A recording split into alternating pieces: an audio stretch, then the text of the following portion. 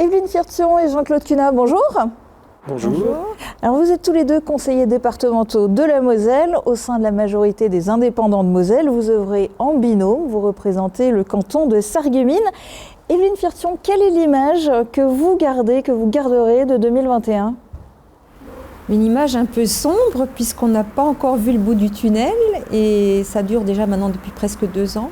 Et c'est vrai qu'il est temps de sortir de cette situation, même si beaucoup d'efforts ont été faits. Si je dois parler du département, effectivement, il y a eu beaucoup d'aides au niveau des associations, la vie associative qui a beaucoup souffert de cette crise. Donc une image un petit peu douloureuse quand même, mais bon, on garde de l'espoir, beaucoup d'optimisme. Et vous, Jean-Claude Cunat, c'est quoi le souvenir marquant de 2021 pour vous ? Je crois, là je pense que Evelyne sera d'accord avec moi, c'est notre réélection, puisque j'ai quand même à cœur de dire et de répéter que nous avons eu la chance d'être réélus, en tout cas d'obtenir la confiance à quelque 67% de nos électeurs du canton, ce qui prouve quelque part que notre proximité, terme que je n'aime pas d'ailleurs, je privilégie le terme présence, à proximité, à payer quelque part et que nous avons pu percevoir une reconnaissance. Donc j'en profite pour remercier encore une fois tous nos électeurs du canton, avec évidemment le bémol que le taux de participation a peut-être de nature, à un moment où nous sommes dans une période déjà préélectorale ou électorale, le taux de participation a lieu quand même de susciter des interrogations. Evelyne Firtion, vous présidez la 5e commission, alors qui comprend notamment la culture, le sport, la vie associative, la jeunesse. Vous le disiez, ce sont des secteurs qui ont particulièrement souffert, qui continuent de souffrir de la crise sanitaire. Quelles ont été les mesures spécifiques prises par le département et sont-elles suffisantes ? Alors, suffisante, je pense que ça n'est jamais suffisant, on peut toujours faire plus, mais pourtant il y a eu beaucoup d'efforts qui ont été faits au niveau des associations, surtout au niveau de la jeunesse aussi, avec des aides, des chèques qui ont aidé un petit peu à participer aussi à des sorties, des achats divers et variés. Au niveau des associations, beaucoup d'aides aussi pour des subventions. C'est vrai que toutes ces associations qui d'habitude se font un petit peu une petite caisse, une petite trésorerie avec des manifestations, comme elles n'ont pas eu lieu cette année à cause des conditions sanitaires, voilà, il y a eu surtout une aide financière. Jean-Claude Cunat, vous êtes membre de la 2e commission, alors qui comprend notamment les infrastructures et la mobilité. Dans le canton de Sarreguemines, on peut mieux faire, non ? Oui, votre question ne me surprend pas, évidemment. Je sais qu'elle revient. Alors, je ne veux pas aujourd'hui, en termes de communication, puisque je pense qu'entre les lignes, vous évoquez évidemment le contournement au sud de Sarreguemines, mais là, je dirais, dans des temps assez proches, je préférais que notre président, qui a été réélu donc au mois de juillet, s'exprime. Et je peux vous dire que pour en avoir discuté avec lui, il y a une volonté affichée de faire avancer ce dossier, enfin, notamment dans les prévisions du nouveau contrat de plan État-région qui prévoit des mobilités, qui insiste sur les mobilités. Vous savez comme moi qu'on attend des projets économiques intéressants, quel qu'il soit d'ailleurs, puisqu'aujourd'hui on n'a pas de réponse sur l'un ou l'autre des projets, mais on a une zone qui est quand même bien étendue sur la commune de Hambach, l'Europole 2, qui fait que nous sommes sur un territoire en potentiel économique important et qui est regardé de près par les investisseurs. Donc, Déviation Sud, je ne vais pas en dire plus aujourd'hui. Moi, je remercie d'ailleurs le président parce qu'il a, je crois, sur ce sujet, montré des signes très positifs d'attention pour que ce dossier progresse. À vos yeux, qu'est-ce qui fonctionne et qu'est-ce qui, au contraire, pêche au sein du département de la Moselle ? Je suis conseiller départemental de la majorité départementale, je dirais donc que tout va bien. Alors évidemment, après, personne n'est parfait. C'est une grosse machine, 3200 personnels. C'est la difficulté de gestion des personnels. Il n'est pas toujours évident de coordonner. Mais je crois que beaucoup d'efforts ont été faits ces dernières années avec la politique de territorialisation du département, qui a fait que les maisons du département sont devenues un petit peu plus vivantes que ce qu'elles étaient. Elles étaient souvent des coquilles vides. Celle de Sarreguemines, c'était une maison très déserte. Moi, je me souviens, il y a une dizaine d'années, aujourd'hui, c'est une coquille pleine, manque de place, parce que les services concernant le pôle autonomie, la solidarité, le RSA, ont été regroupés pour offrir justement aux habitants la possibilité de s'adresser à des interlocuteurs sans aller nécessairement jusqu'à Metz, notamment. Donc j'allais dire une politique quand même qui essaye de travailler au plus près et qui essaye d'être au plus près, présente.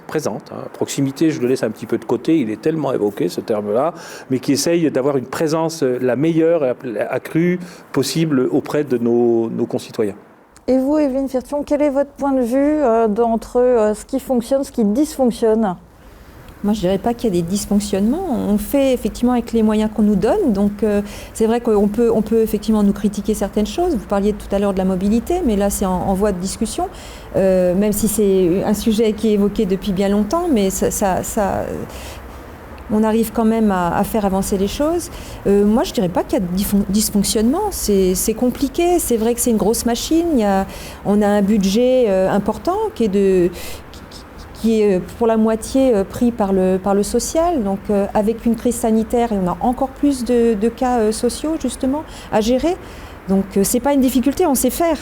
C'est juste que, voilà, il faut donner les moyens là où on en a besoin le plus. Alors vous êtes aussi vice-présidente du SDIS 57, donc les sapeurs-pompiers de la Moselle. Vous étiez venue aussi plusieurs fois déjà nous parler de tout ce qui était féminisation dans les casernes de pompiers. On en est où ? Comment ça va ? Ça va bien, ça progresse. On est passé de 13% en 2016 à près de 20% maintenant. Donc ça avance, on est au même pourcentage qu'au niveau national. Et puis les actions continuent, les équipements pour les femmes. Il y a des concours qui sont organisés. D'ailleurs, il y a un concours qui va être organisé là en avril, où justement au niveau national, les demandes d'épreuves seront les mêmes pour les hommes que pour les femmes, avec des légères différences au niveau des chronos, mais ce sera les mêmes épreuves. Donc quand on entendait que finalement c'était peut-être plus facile pour les femmes, maintenant c'est exactement le même concours, elles ont le même métier, donc c'est la même chose. Et puis des actions, des actions envers les casernes qui sont en train d'être faites, donc on fait attention, on veille à ce qu'il y ait des sanitaires pour les femmes, puisque c'est la base, pour pouvoir les accueillir, il faut qu'elles soient bien accueillies grâce à ça. Et il y a pas mal de casernes qui sont un petit peu vieillissantes, donc là il y a tout un plan qui est mis en œuvre pour justement pallier à ce genre de choses. Et alors, au niveau du conseil départemental de la Moselle, quels sont les projets pour lesquels vous allez vous mobiliser tout particulièrement là en 2022 ? Mais là, il y a Terre de Jeux avec les JO qui approchent quand même à grands pas. Donc, comme ça fait partie de ma commission aussi au niveau du sport, donc là, on va veiller effectivement. On a assisté au passage des drapeaux, ils sont passés en Moselle. On sait qu'il y aura un passage de la flamme aussi, donc on va veiller à ce qu'elle passe un peu partout en Moselle. Si elle pouvait passer chez nous, ce serait bien aussi. Donc on l'espère. Oui. Et vous, Jean-Claude Cunat, quels sont les projets sur lesquels vous allez particulièrement vous mobiliser en 2022 ? Il faut se mobiliser partout. Il ne faut pas créer d'inégalités sur le territoire. Donc je dirais le département, on le sait, souvent l'expression traditionnelle, c'est-à-dire c'est le grand frère des communes.